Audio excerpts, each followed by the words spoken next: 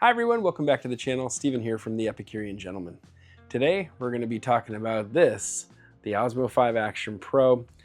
This little action camera, while I do think it is a phenomenal action camera, before I made the purchase, feel like I was misled. And I'll explain to you what I mean as we get into the video. Before we do so, we'll give a shout out to our channel sponsors. That's Into the AM for some comfy clothing, Scheife for those humidors and related supplies, and W for those energy drinks. There's a discount code in the description section below. That's Epicurean 10 for 10% off. Now let's get into why I felt so misled. I tell you, there are a lot of comparison videos on YouTube right now where content creators have taken the Osmo 5 as an action camera, this particular Osmo 5 Action Pro, and they've put it next to the Pocket 3. And both of these are great DJI products, but putting them side by side doesn't make sense. And so you have a much simpler and much lower cost item. And it's a cool item. It functions as a webcam. It functions as a great action cam, and it has a ton of features.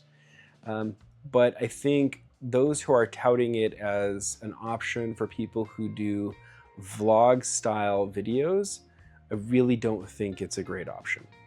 And that's from somebody who actually tested the camera. So I made one vlog. If you want to check it out, it's on my other channel.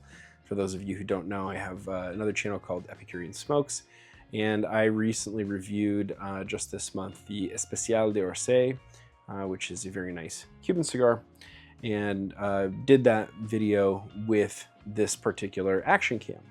And I had the right focal length for the camera, so it should have been nicely in focus.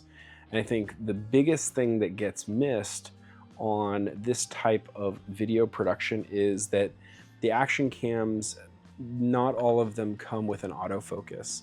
And it makes sense, right? Because it's an action cam. The goal is to sort of keep everything in focus, to not miss any potential footage.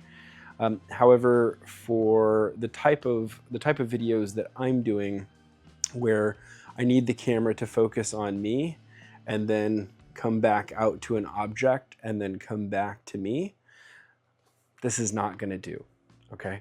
And so that's the big reason why I wanted to make this quick video for you, is so that if you are somebody who intends to make vlog style footage, or somebody who's going to be doing any kind of like product showcase kind of footage, where you need to be able to have the camera focus on something and then come back to you, the Action 5 Pro will not be able to do it.